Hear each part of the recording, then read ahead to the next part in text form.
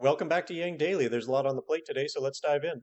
Iowa for Yang tweeted an alert last night for everyone in Iowa to attend a conference call at 8 p.m. Central Monday, January 20th, to run through strategy for the final 14 days before the caucus.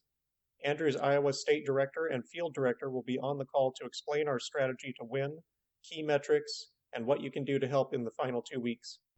Everyone in Iowa or who will be in Iowa is requested to tune in. Registration for the call can be found in the links in the podcast description.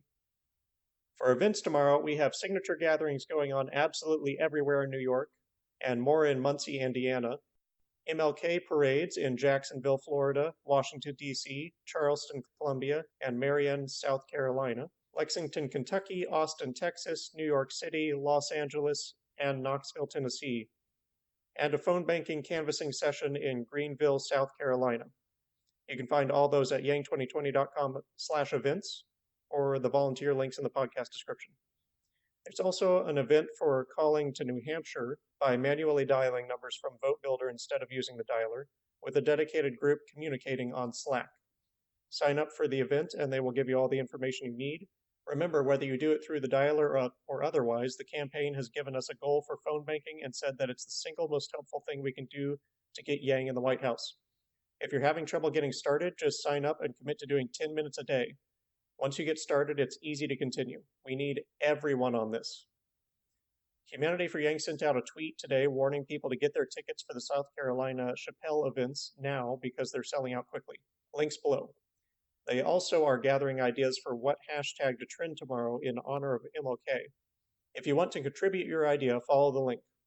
Andrew stopped by the Union Baptist Church in Waterloo this morning to hang out with one of our favorite Yang gang, Reverend Wendy Hamilton.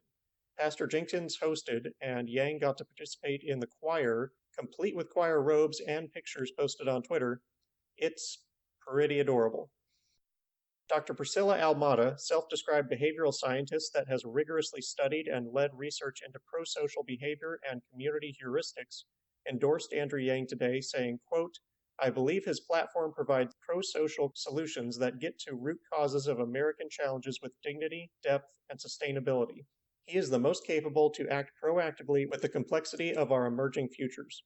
He is grounded in this new era we are in. He is fluent in understanding the emerging globalization, the current and future disruptive role of technology, and the most pressing needs of Americans." End quote. We got some pictures and feedback on the women's town hall yesterday. Seems to have been well received. Daphne Sun was kind enough to upload her video of Evelyn's entire speech at the Women's March yesterday to YouTube. It's very inspiring and worth a watch. Pro tip, I would suggest starting with the volume down, lest some over-exuberance from the crowd have its way with your ears. The Hill tweeted another video clip of Evelyn's Women's March yesterday as well, where she explained how the freedom dividend would be a safety net that would help prevent people from falling all too easily into poverty.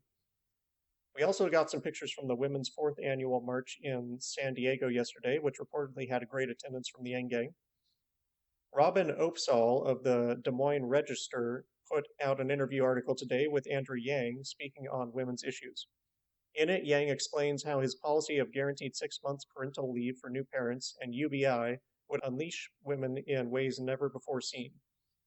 It's obvious how 6 months paid leave would help new mothers, and Yang has said many times that it's disgusting for us to be one of the very few countries in the world without guaranteed paid leave. UBI, among other benefits, means compensation for non-market work, like raising kids. It means they won't have to worry quite so much about their kids leaving home, as they will receive their own basic income at 18.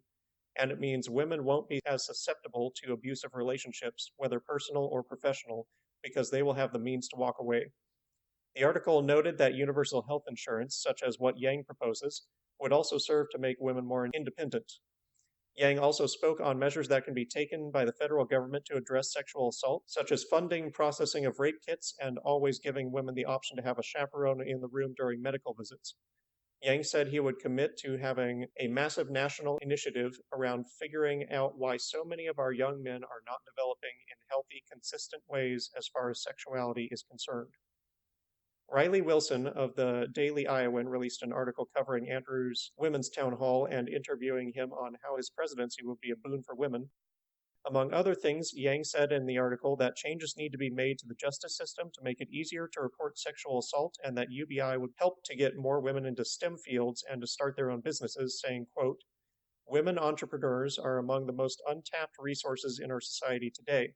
When you look at a woman who's trying to start a business, the obstacles start immediately. Women have a harder time accessing mentorship, guidance, coaching, loans, everything you need to start a business," end quote. When asked if UBI would help eliminate systemic inequalities for women of color, Yang said, quote, "I would never be someone to suggest that $1,000 a month eliminates the pervasive inequalities that face women of color," end quote. But it would certainly help. When asked about his chances against Trump, Yang detailed how his is a diverse coalition and how he's pulling support right out from under Trump himself, adding that Trump has refrained from saying anything about Yang because Trump knows that any exposure will increase the flow of support from Trump to Yang. The article concluded with comments from Iowa City Councilor Pauline Taylor saying that she's tired of seeing one candidate or another pitched as the clear frontrunner when none really are, that she considers Yang to be a very viable candidate, and that voters should leave off mainstream media and do their own research on the candidates if they want to be properly informed. In a bizarre reflection of MSNBC's chronic media blackout events, Fox News yesterday actually inserted the clip of Andrew Yang crowd surfing into a completely unrelated story on Spotify making playlists for pets on Cavuto's segment. Shout out to the Yang Gang member in Fox's editing booth. We see what you did there. The Daily Show posted their Get to Know a Candidate episode on Yang today. This is actually a pretty old episode now. I'm not sure why it's being posted today, but if you haven't seen it, check the links below. Bloomberg's Quick Take released a video today following Yang's finance director Carly Riley and how she helped achieve Yang's incredible quarter-over-quarter growth in fundraising, increasing 60% last quarter and almost 300% the quarter prior. It also covered some attacks she's received from people online, as well as Yang speaking on how he's always found organizations work better when they have both male and female leadership working together. Chris Saliza posted a video to YouTube yesterday of he and Yang playing basketball and a short interview of casual questions on everything from tea preference to sports picks. They played a round of POTUS rather than Pig. I won't spoil the result, but I will say it was a blowout. The podcast Moving Forward did an episode today on how the social media network TikTok could swing the election. I haven't had a chance to listen yet, but links below. All right, on to the day's Yang policy. We actually already mentioned part of it. Yang wants to guarantee every American employee the right to a minimum leave policy of 4 weeks every year for full-time workers, with exemptions for new companies less than 9 years old and small companies with fewer than 50 employees. Contractors who work the equivalent of 40-plus hours per week should be entitled to 1 paid week off for every 13 weeks they work for a given company. 6 months of paid leave would be guaranteed for new parents, with tax breaks offered to employers who offer 12 months of paid leave for single parents. Today's Yang Daily 10 task is to participate in the final overtime day of the Paget versus Steve phone banking challenge. Team Paget hit the 1,000 calls goal first yesterday, but Team Steve overtook later in the day with a whopping 1,387 calls, so we're going into an overtime tiebreaker today. Whichever team has the most calls by tonight at 7 p.m. Pacific, 9 p.m. Central, 10 p.m. Eastern takes the win. As a reminder, to participate, sign up for the phone banking at yang2020.com/call and take a screenshot of your call number at the end of the session, then tweet it with the hashtag Team Paget or Team Steve. May the best team win. And that's our Yang news for today. Sign up for the Iowa conference call, check out events in your area, and get on the phone banking for Steve or Paget. We can win this thing, but we need all hands on deck. We're fighting for ourselves, for our kids, for our future. If that isn't worth a few minutes on the phone each day, you need to reassess priorities.